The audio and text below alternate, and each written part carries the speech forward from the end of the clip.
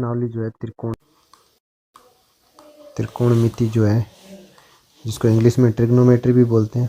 त्रिकोणमिति में सबसे पहले बात कर रहे हैं अपन भाई, एग्ज़ाम का टाइम नज़दीक है तो बात कर रहे हैं अपन। सबसे पहले आपको जाके सारणी बनानी है एग्ज़ाम में। तो सारणी कैसे बनाएंगे अपन? Sine theta, cos theta, tan theta, cot theta, sec theta, cosec theta, इनकी जो सारणी है 0 डिग्री की, 30 डिग्री, 45 डिग्री, 60 डिग्री और 90 डिग्री की जो सारणी है वो आपको याद कैसे रखनी है और वहाँ जाते ही बनानी कैसे। तो सबसे पहले देखो, आपको ना जाते ही सबसे पहला काम ये है कि आपको सारणी बनानी है। कोई कुछ भी गए, सबसे पहला काम है आपको वहाँ जाते ही सारणी बनानी है। तो सारणी कैसे बनाएंगे अपन? सबसे पहले तो अपन लिखेंगे साइन थीटा, फिर लिखेंगे कोस थीटा। जैसे मैं लाइनें बना देता हूँ सबसे पहले तो सारणी की।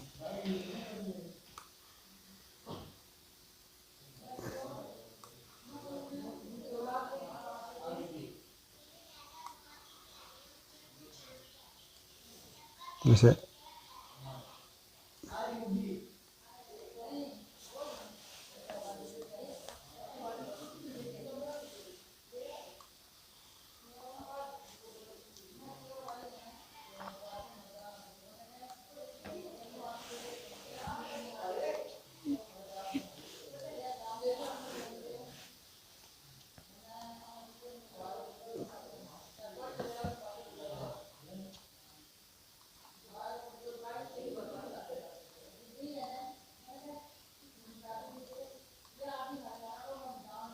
ये जो सारणी बना रहे हैं अपन, ये बना रहे हैं अपन साइन थीटा कोस थीटा वाली। तो ये तो हो जाएगा कोण अपने पास में, इसको चेंज करते हैं 1 मिनट। ये तो हो जाएगा कोण थीटा। ये हो जाएगा, सबसे पहले अपन लिखना है साइन थीटा, फिर लिखेंगे अपन कोस थीटा। कोस थीटा के बाद में लिखेंगे टेन थीटा। टेन थीटा के बाद में लिखेंगे कोट थीटा। कोट थीटा के बाद में लिखेंगे अपन सेक थीटा। उसके बाद में लिखेंगे अपन कोसेक थीटा। ये हो गए। अब कोण कौन कौन से अपने पास में? आपको 5 ही कोण के लिए निकालना। 0 डिग्री, 30 डिग्री, 45 डिग्री, 60 डिग्री और 90 डिग्री। तो सारणी अपने को याद कैसे रखनी है? तो उसके याद रखने के लिए मैं पहले बता दूं, केवल और केवल आप केवल साइन का मान याद रख लो। साइन अगर आपने केवल एक मान याद रख लिया, साइन का एक लाइन याद रख ली, तो सारी सारणी याद हो जाएगी। जैसे साइन 0 का मान 0, साइन 30 का मान 1/2, साइन 45 का मान 1/√2, साइन 60 का मान √3/2 और साइन 90 का मान 1। अब आपको केवल ये एक लाइन याद करनी है। उसके बाद में बाकी लाइनें अपने आप एक बार समझोगे, उसके बाद में पूरी लाइनें बना लोगे। जैसे लास्ट वाले को फर्स्ट वाला बना दो, फर्स्ट वाले को लास्ट वाला बना दो। जैसे कोस के लिए क्या करना है, साइन के अंदर जो फर्स्ट है वो लास्ट हो जाएगा, लास्ट है जो फर्स्ट हो जाएगा। जैसे 1 है वो 1 यहाँ लेके आ जाएंगे, √3/2 को यहाँ ले आ जाएंगे। ये लो √3/2, 1/√2 अपनी जगह 1/√2। ये 1/2 यहाँ आ जाएगा तो 1/2। ये 0 यहाँ चला जाएगा तो 0 यहाँ पे। आपको केवल 5 मान याद रखने, बाकी ये दूसरी लाइन जो है अपने आप बनती जाएगी। अब बात करते हैं तीसरी टेन थीटा की। तो टेन थीटा के लिए एक सूत्र अपने को याद भी रखना पड़ेगा भाई, अब बाद में भी काम आएगा। ये टेन थीटा बराबर क्या होता है? साइन थीटा बटा कोस थीटा। ये भी याद रखना है। तो टेन थीटा बराबर होता है साइन थीटा बटा कोस थीटा। मतलब साइन में अपने को कोस का भाग लगाएंगे तो किसका मान आ जाएगा? टेन का। साइन में कोस का भाग लगाते हैं तो टेन का मान आएगा। तो उसी तरह से आप ऊपर वाले में नीचे वाले का भाग लगाओगे तो 10 आ जाएगा। बस इतना ही है। 0 में 1 का भाग लगाया 0, 0 में किसी भी संख्या का भाग लगाओ हमेशा 0 ही रहता है। और 0 का अगर किसी संख्या में भाग दे दिया, जैसे ये 0 है, इसका भाग अपन ने 1 में दे दिया, तो ये कितना हो जाएगा? अपरिभाषित। 0 का अगर किसी भी संख्या में भाग दे देते हैं तो वो अनंत हो जाता है, अपरिभाषित हो जाता है। उसी तरह से 1/2 में √3/2 का देंगे तो 2 से 2 तो कट जाएंगे। ऊपर 1 है, नीचे कितना आ जाएगा? 1/√3। ये लो 3 √3 नीचे, ऊपर क्या बच गया? 1, 2 से 2 कैंसिल हो गए। 1/√2, 1/√2। देखो ऊपर वाली संख्या और नीचे वाली संख्या समान होती है तो भाग कितनी बार जाता है? 1 बार। कहने का मतलब अगर जैसे मान लो मैंने कहा 0.5 में 0.5 का भाग दिया तो कितनी बार जाएगा? 1 बार। कहने का मतलब ऊपर वाली संख्या अगर नीचे वाली संख्या सेम है तो समान संख्या में समान संख्या का भाग दोगे तो कितनी बार जाएगा? 1 बार। 10 में 10 का भाग कितनी बार जाता है? 1 बार ही तो जाता है। ये सीधा से है। उसके बाद में √3/2 और फिर है 1/2। तो √3/2 में 1/2 का भाग देना है तो मतलब √3 ऊपर तो √3, नीचे वाले 2 इस नीचे वाले 2 से कैंसिल हो गए, यहाँ बच गया 1, √3/2, √3 के नीचे कितना गया 1, और 1 का कोई मतलब नहीं क्योंकि 1 का भाग सभी संख्याओं में उतनी बार जाता है। फिर है कोट थीटा। कोट थीटा के लिए क्या करेंगे, वही जैसे साइन का अपन ने मान लिखा था फिर कोस आ गया था, वैसे टेन थीटा का मान आ गया अपने पास में तो सेक कोट का आ जाएगा। कोट के लिए लास्ट वाले को तो पहला बना दो और पहले वाले को लास्ट वाला बना दो, तो इनफाइनाइट यहाँ आ जाएगा, इनफाइनाइट। √3 है, ये √3 यहाँ आ जाएंगे, 1 है वो 1 यहाँ आ जाएगा, 1/√3 यहाँ चले जाएंगे, 1/√3, ये 0 यहाँ चला जाएगा, ये 0 लास्ट में, ठीक है।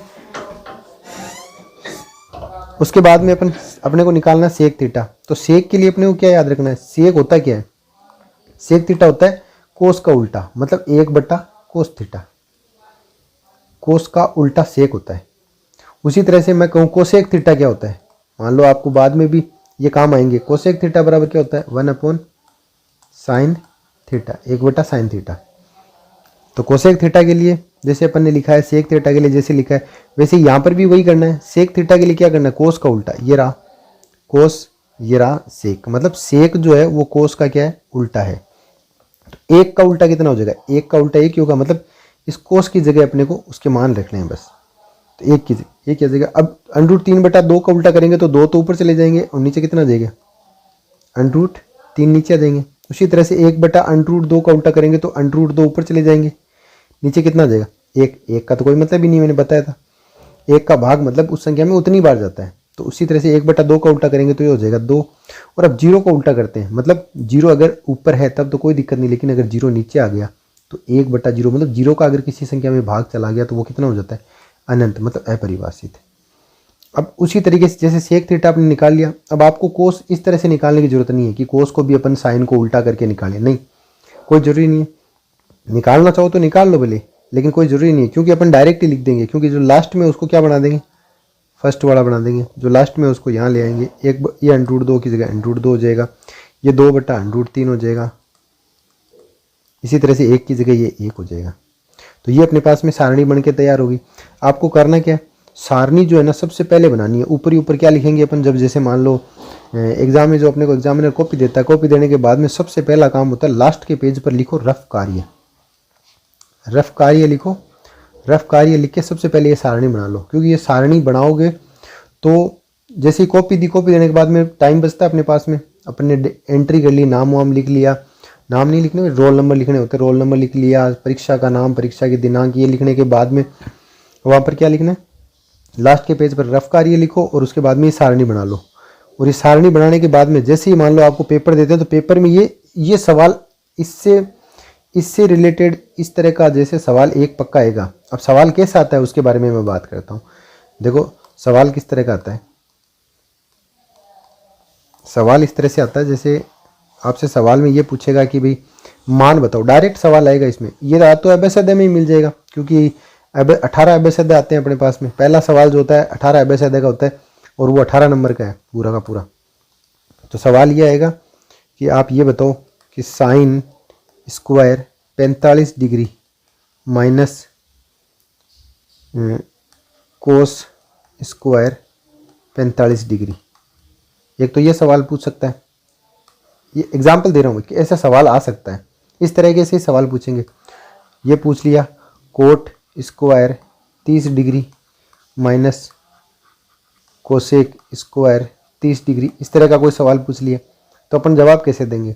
तो साइन स्क्वायर, अब अपने को पता है साइन 45 का मान कितना होता है 1/√2, तो उसका क्या करेंगे अपन होल स्क्वायर। फिर माइनस में कोस स्क्वायर 45, कोस 45 का मान भी कितना होता है 1/√2, तो फिर इसका भी क्या करेंगे स्क्वायर, दोनों का स्क्वायर करेंगे, 1/√2 का स्क्वायर 1/√2। अब देखो 1/√2 का मतलब 1/2 माइनस इसका मतलब भी 1/2, दोनों संख्या समान है बराबर, कितना आ गया 0 आ गया। मतलब 1/2 में से 1/2 गए 0 बच गया, ये उत्तर है। अब इसकी जगह 30 डिग्री भी आ सकता है, कोई जरूरी नहीं है 45 डिग्री दे, 30 डिग्री दे दे, या इस तरह का कोई दूसरा सवाल दे दे, बड़ा सा सवाल दे दे जिसमें साइन भी हो, कोस भी हो, टेन भी हो, कोट भी हो, इस तरह का कोई सवाल दे दे और आपको मान पूछ ले। अगर बड़ा सवाल देगा तब तो, बड़ा सवाल देता है 2 या 3 नंबर का तब तो ये बड़ा देगा, लेकिन अगर 1 नंबर का सवाल देगा और आपको अभ्यासोदय में से पूछेगा तब इस तरह का ही सवाल देगा, इस तरह के कोई सवाल दे देगा आपको, उसमें से पूछेगा कि उसका आंसर कितना है। तो आपको ये देख के बताना है कि भी उसका उत्तर कितना आएगा। सारणी में से इस तरह के सवाल पूछेंगे। अभी सारणी में अपन ने देखा था कोट स्क्वायर 30 डिग्री का मान कितना होता है।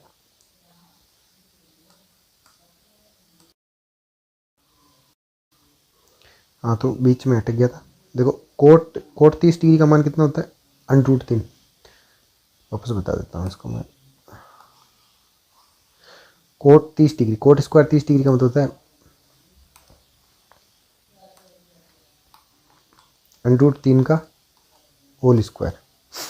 कोट 30 डिग्री का मान √3 होता है, उसका स्क्वायर हो जाएगा माइनस का कोसेक स्क्वायर 30 डिग्री का मान, कोसेक 30 का मान होता है √2 और उसका क्या कर देंगे अपन स्क्वायर, क्योंकि यहाँ स्क्वायर दे रखा है। तो √3 का स्क्वायर का मतलब 3, भाई √ हट जाएगा इसका, -2 का स्क्वायर का मतलब √2 का स्क्वायर मतलब 2। तो 3 में से 2 गए, कितना बच गया 1। इस तरह से उत्तर आएंगे आपके पास में। ज़्यादातर सवालों में उत्तर 1 या 0 इस तरीके से उत्तर आते हैं, लेकिन ये ज़रूरी नहीं है कि इस तरह के ही उत्तर आए। सवाल कैसा भी बन सकता है, एग्जाम में किस तरह का सवाल आता है उस पर डिपेंड करता है। अब इससे रिलेटेड जो भी सवाल होंगे मैं अगले वीडियो के अंदर इसके सवाल करा दूंगा। अभी आप ये सारणी एक बार याद कर ले।